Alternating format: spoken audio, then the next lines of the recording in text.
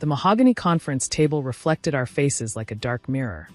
Fitting, since today would reveal who we really were beneath the family facade.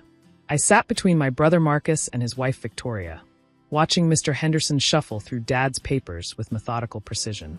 The law office smelled of old leather and fresh grief, though Victoria's designer perfume tried to overpower both. Before we begin, Mr. Henderson adjusted his glasses, I want to express my condolences again.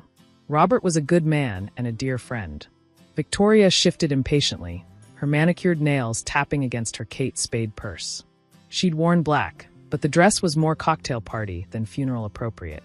Marcus stared at his hands, genuinely mourning while his wife calculated inheritance values. Thank you for coming, Emma, the lawyer nodded at me. I know things have been difficult. Difficult. That was one word for it. Another might be hell, which better described living under Victoria's reign for the past 5 years. Ever since the car accident that took Mom and left Dad needing constant care, I'd moved back home. Marcus had suggested it. His accounting firm kept him traveling, and someone needed to be there. Someone became me, the freelance graphic designer who could work from anywhere. What he hadn't mentioned was that his wife would be collecting rent. Shall we proceed? Victoria's voice cut through my memories. Some of us have actual jobs to return to.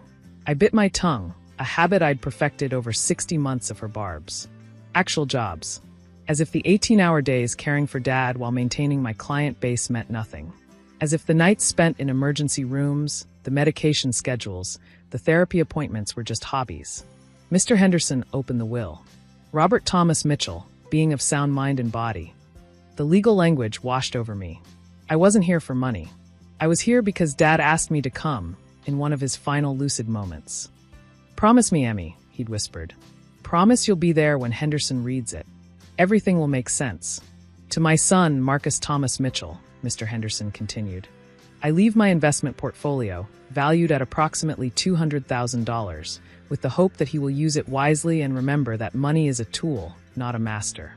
Marcus nodded, tears in his eyes. Victoria's lips twitched, satisfaction or disappointment, I couldn't tell. Probably calculating if it was enough to buy that Mercedes she'd been eyeing. To my daughter, Emma Grace Mitchell, the lawyer's voice softened. I leave my collection of first edition books, knowing she alone understands their true value, along with my grandmother's pearl necklace and my father's watch.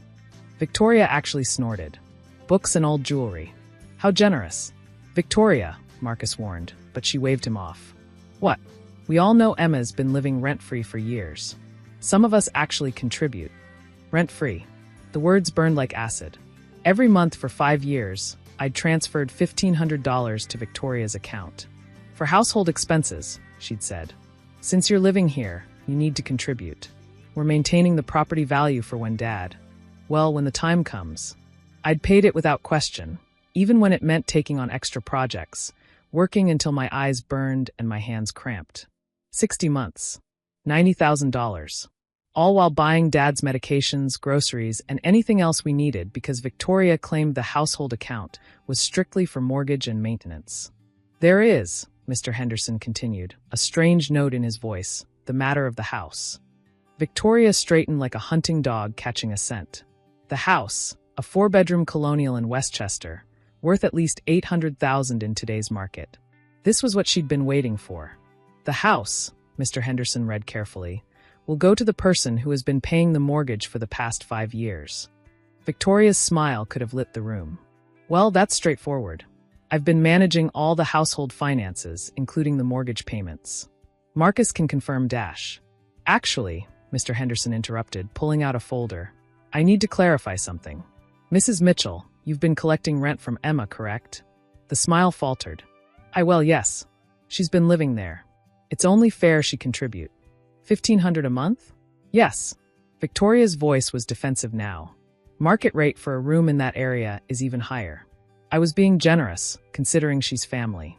Interesting. Mr. Henderson spread several documents on the table. Because according to these bank records, the mortgage payment on the house is exactly $1,500 a month. The room went silent. Marcus looked confused. Victoria had gone very still. Furthermore, the lawyer continued, these records show that every month, on the day after Emma's rent payment cleared, an identical amount was transferred from your account, Mrs. Mitchell, to pay the mortgage. That's just coincidence, Victoria stammered. I was using various funds dash. Were you? Mr. Henderson pulled out another sheet. Because your bank statements show no other significant income deposits. Just your part-time salary from the boutique, which, according to these records, averages about $600 a month. I stared at the papers, understanding dawning like a cold sunrise. All those times Victoria complained about money being tight, about sacrificing to keep Dad's house maintained. She'd been using my rent to pay the mortgage and pocketing the rest of her earnings. This doesn't prove anything. Victoria's voice had gone shrill. I was still the one managing the payments dash. With Emma's money. Mr. Henderson's tone was stern now. Money she gave you under false pretenses. You told her it was rent, but you were using it to pay the mortgage on a house you hoped to inherit. Is this true? Marcus turned to his wife, his face a study in betrayal. You told me your family was helping with the mortgage. You said your mother dash. Oh, please, Victoria snapped. Your sister was living there for free. Someone had to be responsible dash. Free. The word exploded from me, 60 months of suppressed anger finally breaking through. I paid you $90,000. While I was buying Dad's medications, his special food, paying for his nurses when you two were too busy to help dash. You chose to do that, Victoria shot back. No one asked you to play martyr. No, I said quietly. Dad asked me to come home. Marcus asked me to help. I did it out of love. But you turned it into a transaction. And then you lied about it. Mr. Henderson cleared his throat. If I may continue? Robert was quite specific in his instructions. He knew about the rent situation. Victoria went white. He what? 6 months ago, Robert asked me to investigate the household finances. He was concerned about certain discrepancies. The lawyer's expression was carefully neutral. He discovered what was happening with the mortgage payments. If he knew, Marcus asked slowly, why didn't he say anything? Because, Mr. Henderson smiled sadly, he wanted to see if Victoria would do the right thing. He hoped she might admit the truth, maybe even return some of the money to Emma. Instead, she kept collecting, I finished. Every month, right up until Dad died. Exactly. Mr. Henderson returned to the will. Which brings us to the full terms. The house goes to the person who has been paying the mortgage, which, as we've established, is Emma, through the money she paid as rent. However, he paused, and I saw something in his eyes. Amusement? Respect? Robert added a provision. If Emma chooses, she can sell the house and split the proceeds with Marcus. Not Victoria, specifically Marcus, minus the $90,000 in rent she paid over 5 years. That's theft. Victoria stood, her chair scraping against the floor. We've been maintaining that property dash. Have you? I asked quietly. When did you last visit Dad? When did you fix the leaking roof, paint the peeling walls, replace the broken furnace? Oh wait, I did all that. With my money. While you collected rent for a mortgage on a house you didn't own. Marcus, Victoria turned to her husband. Say something. She's stealing our inheritance. But Marcus was looking at his wife as if seeing her for the first time. 5 years, he said slowly. 5 years of you telling me Emma was a burden. 5 years of you complaining about having to help with Dad's house. And all that time, you were collecting her money. It's not like that dash. Then how is it? His voice was rising.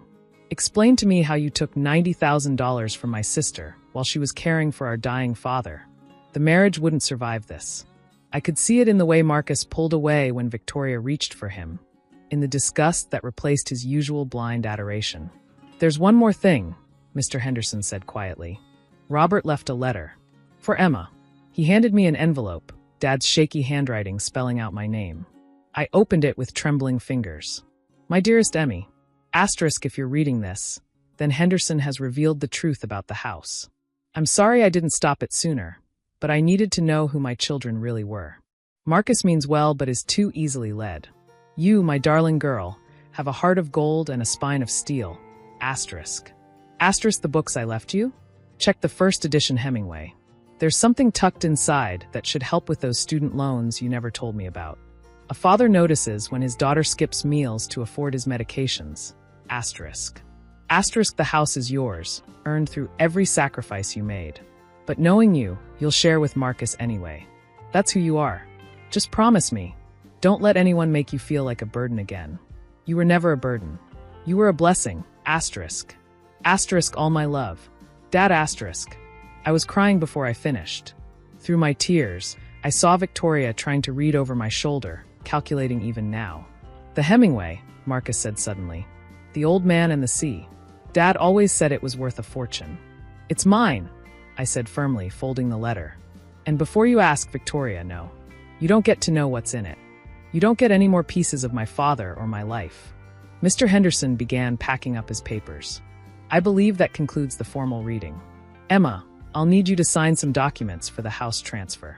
Mrs. Mitchell, I should mention, if Emma wanted to pursue legal action for fraud, she'd have a strong case.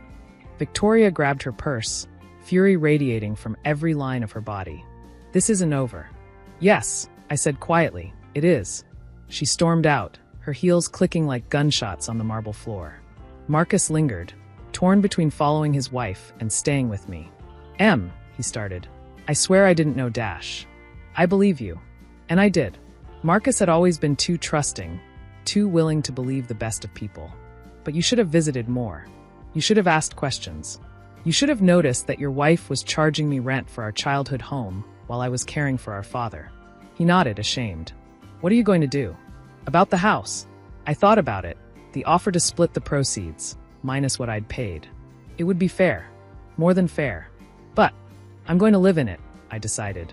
Run my business from Dad's old office. Maybe take in a real tenant to help with expenses. Someone who actually needs affordable housing. And Marcus? You're welcome to visit. But Victoria isn't. Not ever. He left without arguing, shoulders bowed under the weight of revelations. Mr. Henderson and I completed the paperwork in companionable silence. Your father was proud of you, he said as I signed the last form. He talked about you constantly. How you gave up your apartment in the city, turned down job offers to stay with him. He knew exactly what you sacrificed. It wasn't a sacrifice, I said. It was love. Yes, he agreed. But it was also $90,000. We both laughed, dark humor being the only kind that made sense right now. That night, I sat in Dad's study, my study now, with the first edition Hemingway. Inside, as promised, was an envelope. Not cash, as Victoria would have hoped, but something better. A savings bond Dad had purchased 30 years ago, now worth enough to pay off my student loans and then some. Typical Dad. He'd known I'd need help but waited until I couldn't refuse it anymore. My phone buzzed with messages. Victoria, threatening legal action. Marcus, apologizing again. Friends who'd heard already. News travels fast in small towns. I ignored them all, pouring a glass of Dad's good whiskey and raising it to his portrait on the wall. You clever old man, I said. You knew exactly what you were doing. Because the real inheritance wasn't the house or the money or even the books. It was the knowledge that I'd been seen, truly seen, by the one person whose opinion mattered. Dad had watched Victoria collect her 30 pieces of silver every month and waited, patient as a chess master, for the perfect moment to reveal the truth. The house felt different now that it was mine. Not a burden or an obligation, but a home. My home. Earned with every sleepless night, every bedpan changed, every story read aloud when Dad couldn't sleep. Paid for with money, I thought was keeping a roof over our heads, not knowing I was buying my own future. Tomorrow, I'd start the renovations Dad and I had planned during his good days. Paint the kitchen yellow like Mom would have wanted. Turn the basement into a proper studio. Maybe even fix the garden he'd loved, but couldn't maintain at the end. But tonight, I sat in his chair, reading Hemingway by lamplight, feeling rich in ways Victoria would never understand. Because the real shock wasn't the house or the money or the perfectly orchestrated reveal of years of deception. The real shock was discovering that sometimes, just sometimes, justice comes disguised as love. And sometimes the rent you pay on a house you don't own becomes the down payment on a life you never dared to dream of. Thanks for watching. See you again in the next video. Stay stunned.